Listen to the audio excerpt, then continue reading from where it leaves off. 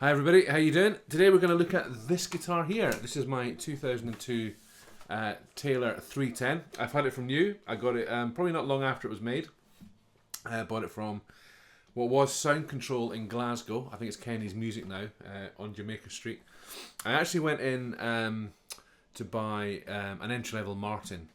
I needed an acoustic. I was mainly an electric player at the time, and I needed an acoustic guitar. So I was looking at all these Martins around kind of £500-600.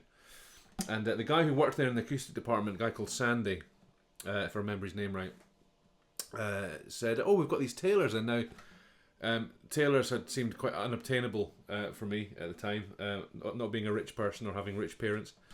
But this one was on sale, so this was reduced from something like £1,200 to I think £899 or something like that. And I tried all these Martins and stuff and various other kind of mid-priced acoustics, and then I strummed this. And both myself and my wife, who was with me, just went, I just got to get it. Just got to get this one. And I'm glad I did, because it's paid for itself multiple times over. The reason I'm showing you this guitar today is this is kind of my old faithful, if you like. You've seen my Alvarez Masterworks and my Epiphone inspired by Gibson J45 in previous videos. They're the ones I take out to pubs to gig with. This one tends to get reserved for songwriter gigs and that kind of thing, or from recording. I'll tend to use this one as well. It's now battered and bruised and or relict. You know, you'd pay a fortune in the Murphy Lab for that. We'll have a look at some close-ups of all those battle scars, but it still sounds great and it still plays great, and it's got a lot of sentimental value as well. So this guitar's, you know, been through multiple house moves. It's been through thousands of gigs, even more guitar lessons that I've taught. It's never actually let me down. The only thing that did let me down is this pickup. Now this is an old Fishman Rare Earth single coil. That'll be the washing machine in the background. You can hear. Apologies for that. This old Rare Earth single coil. It's noisy. It's crackly when the batteries are running out and you don't get any warning. It kind of happens mid-gig, but it's pretty much embedded into the guitar now. It just comes with it. I did think about changing it, but it's you take this off and it's even left its own mark. You know, you can see the old finish underneath, where it hasn't aged like this finish here. So I'll leave it on. It's part of the character. So we'll have a look over the guitar. I'm going to play a few bits and pieces on it so you can hear it. You'll see that the truss rod cover is off. That just kind of fell off. The wood kind of came away over time, and the screws fell out. I've never got around to kind of fixing it. The neck's been reset once, and it's had a shim put into it, and because these are kind of bolt-on necks as well.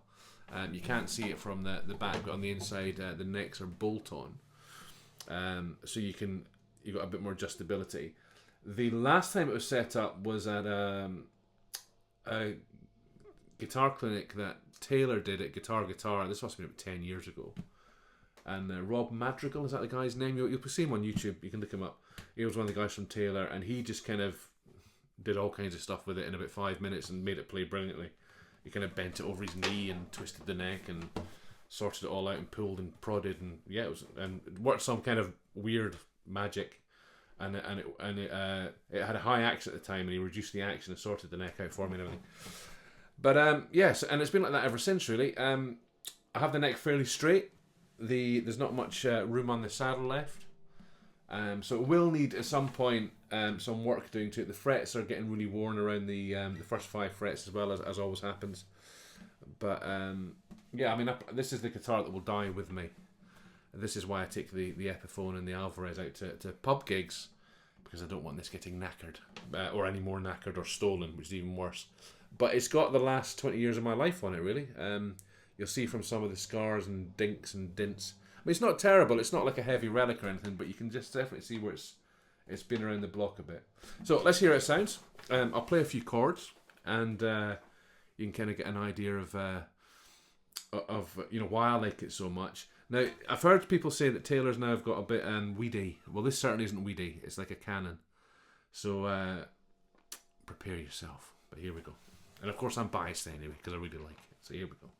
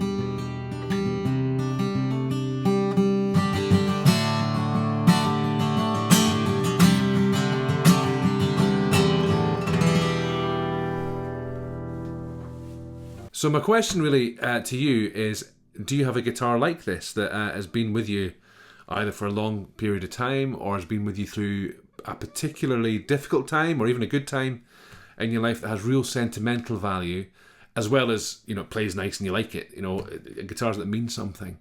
So tell me your story in the comments as well. I think it's really important that, you know, I know these are just lumps of wood with metal strings on them and bits of plastic, but, you know, to a lot of us, they mean a bit more than that. They're instruments. They're things we express creativity to. So, feel free to use the comment to tell your story. I'd love to hear it. And I'll see you again soon. Thanks for watching.